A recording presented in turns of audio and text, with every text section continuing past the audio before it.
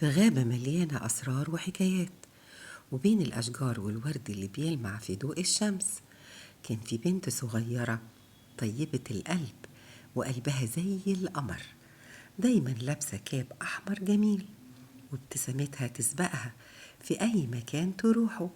علشان كده كل الناس سموها ذات الرداء الأحمر. بس في يوم كان عادي جدا، والرحلة اللي دايما بتروحها علشان تزور جدتها اتحولت لمغامرة خطيرة ما كانتش متوقعة. يا ترى ايه اللي حصل في الغابة؟ وهل هتعرف ترجع بالسلامة؟ تعالوا بينا نبدأ الحكاية.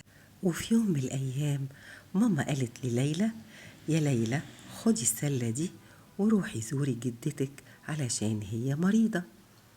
ليلى خرجت من بيتها وهي مبسوطة وشايلة السلة وماشية في الطريق اللي ماما قالت عليه.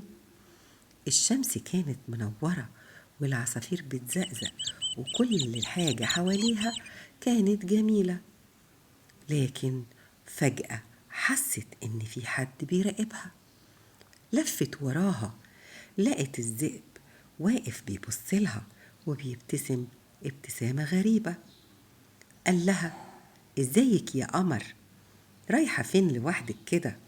وببراءة الأطفال ليلى قالت له: رايحة لجدتي أديها أكل، أصلها تعبانة. الذئب قال في نفسه: أهو جاتلي الفرصة.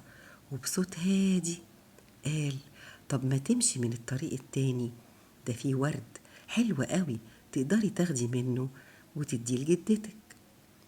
ليلى فرحت بالكلام وقالت: فكرة حلوة قوي، وسابت الطريق الصح اللي ماما قالت عليه وراحت تجمع ورد، وانشغلت في تجميع الورد. والذئب جري بسرعة على بيت الجدة، خبط على الباب وقال بصوت متقلد: أنا ليلى يا جدتي. الجدة فتحت الباب والذئب دخل بسرعة وقفل الباب، حبس الجدة في الدولاب ولبس هدومها ونام في السرير مستني ليلى. ولما وصلت ليلى خبطت على الباب، قال لها وبصوت متقلد: ادخلي يا حبيبتي. ودخلت ليلى، بس حست ان في حاجة مش مظبوطة.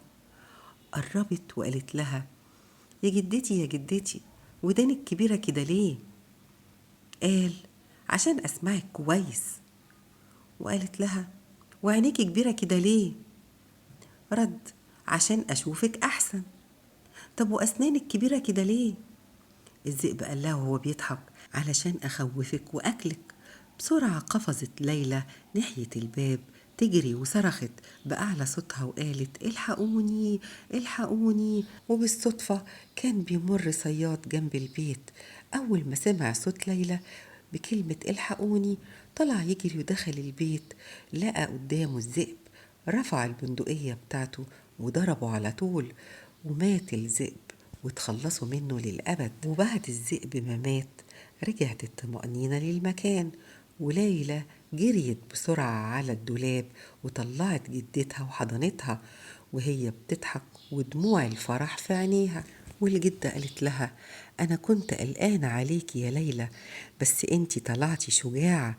ليلى ابتسمت وقالت: أنا اتعلمت درس عمري ما هنساه، مش همشي غير في الطريق الصحيح، ومش هكلم أي حد تاني غريب. الصياد ضحك وقال: وأنا هفضل دايما قريب أحمي أي حد محتاج مساعدة. قعدوا سوا ياكلوا من الأكل اللي جابته ليلى اللي كانت ماما بعتاه، والبيت اتملى ضحك وفرحة. ولما الشمس بدأت تغيب رجعت ليلى بيتها وهي مبسوطة، وبقت كل مرة تمشي في الغابة تمشي بثقة وذكاء، وتفتكر دايما اليوم اللي خلاها قوية. ومن يومها بقت ذات الرداء الأحمر، مش بس بنت لطيفة لكن كمان شاطرة وبتعرف تختار الصح. لو حبيتوا النهاية الحلوة ما تنسوش اللايك والشير والاشتراك في القناة، واستنوني في حكاية جديدة مليانة سحر ومغامرات مع حدوتة صغنونة، وتصبحوا على ألف خير.